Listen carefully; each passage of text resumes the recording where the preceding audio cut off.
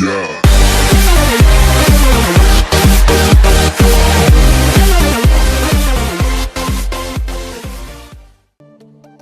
Hello guys, welcome to Technology Master.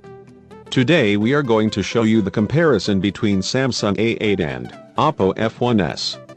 Samsung's Galaxy A series is all about delivering top-end performance with beautiful designs, but at price points that are not as high as the premium Galaxy S range. The Samsung Galaxy A8 is the latest smartphone in this series and is touted as the slimmest Galaxy phone till now, as it is only 5.9mm thick. Even the Samsung flagship Galaxy S6 is 6.8mm. So does this ultra-slim Galaxy A8 deliver? On the other hand, OPPO, the focus on selfies as a niche is interesting. In case of smartphones, the specifications battle has all but died out, with 3GB RAM, 32GB storage space now being common, even in devices that cost just Rs 10,000 or under. But smartphone cameras are still one segment where manufacturers can hope to stand out from the crowd. In OPPO's case, it has decided to focus on the front camera, and give this selfie-obsessed generation a reason to rejoice. The OPPO F1 Plus selfie camera had impressed us, but is the new OPPO F1s worth its Rs 17,990 price tag? Here's our review. Samsung A8 have the 5.7-inch Full HD Super AMOLED display, Snapdragon 615 octa-core processor, 2GB RAM, 32GB storage space, expandable up to 128GB, 16MP rear plus 5MP front camera, 3050 mAh battery, 4 grams LTE, dual SIM, Android 5.1.1 Lollipop. Fingerprint Scanner. Now OPPO F1s have 5.5 inches HD 720p display, MediaTek mount, 6750 64-bit octa-core processor, 3GB RAM plus 32GB ROM with microSD support, 16MP front camera plus 13MP rear camera, 3075 mAh battery, ColorOS 3.0, Android 5.1.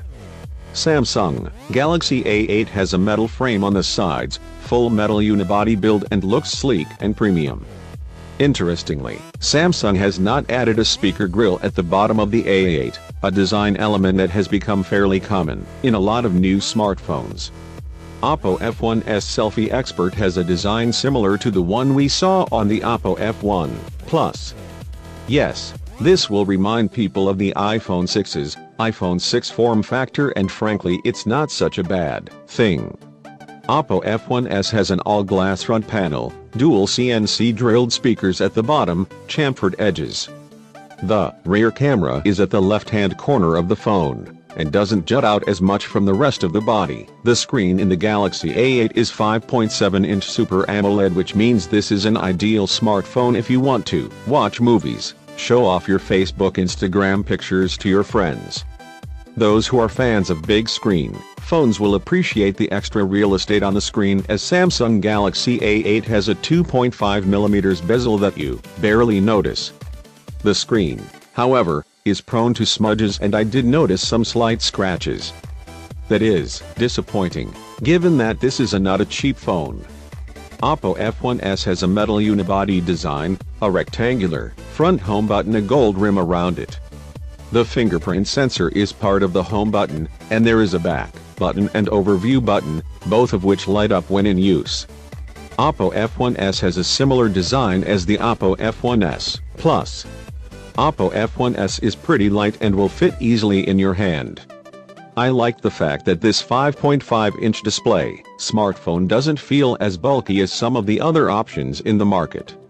Also, the company has gone a good job on the gold color, by not making it too blingy or too pinkish. Samsung Galaxy A8's Qualcomm Snapdragon 615 octa-core processor ensures a fairly snappy performance, be it downloading apps and playing graphics-heavy games or just browsing. However, the phone does start to get hot when you use it for too long. Samsung has added its split view experience to the smartphone. Plus, you can use a palm swipe to capture a screenshot and mute by just placing your hand on the screen or turning the device over. Also, Smart Alert vibrates the phone when you pick it up to let you know about missed calls and messages. After the selfie camera, I'd say the battery is the highlight of the OPPO F1s. It will easily last more than a day with moderate to heavy usage, and I didn't find myself constantly charging this smartphone. The standby time on this smartphone is also quite impressive. I used this smartphone with a 4-gram SIM.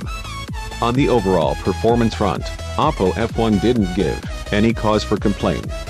It doesn't score highly in the benchmark tests, but the 3GB RAM and 32GB storage space is enough for daily usage and needs of most people. Running multiple tabs on Google Chrome, browsing the web, graphics-heavy games like Asphalt 8 are not a problem for this phone. Nor did this phone heat up during gaming. I love the fact that, like most other high-end Samsung phones, this one too has the Flipboard app integrated into the home screen on a left swipe. Samsung has loaded Galaxy apps and Galaxy Essentials, but I saw very little use for any of these. So the bloatware problem continue, even though you won't really mind as this phone has 32GB storage. The Galaxy A8's Fingerprint Scanner on home button lets users store up to 4 fingerprints on the device. While I still find the process of registering fingers tedious, the scanner works accurately. It is fast and efficient. The 13MP rear camera is also more than capable and can handle both low light and bright daylight settings very well. I didn't face any lag while using the camera, and there were no noticeable color bleeds. However, in some cases I felt the reds were a bit washed out. But personally, I felt this camera is still better than what a lot of other phones are offering in a similar price range. While the battery lasts long, I feel OPPO has missed out an opportunity by not adding its VOOC fast charging technology. The phone still takes more than 3 to 4 hours to get to 100%, and at this price, I felt VOOC technology should have been a part of this phone. The Galaxy A8's rear camera is one of the best I've used in recent times. The color reproduction is top-notch, as are the shots in night mode. The Pro mode lets you tinker with ISO, shutter speed and other parameters to deliver really good results. The wide-angle front camera offers good selfies which will more than satisfy the selfie addicts. Personally, I have expected a wee bit more from the selfie camera, especially since much cheaper phones are now packing 8MP clickers on this side. OPPO lacks of a full HD display is disappointing, simply because there are cheaper phones with a better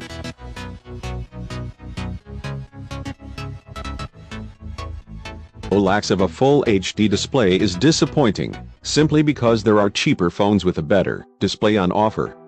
The display on the OPPO F1s is not bad per se, but you really feel the difference if you want to watch Netflix or other full HD content on this phone.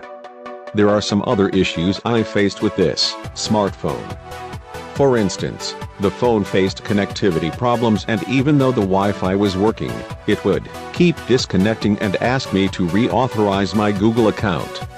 Also, the phone kept saying Google Play services need to be updated for Hangouts to run.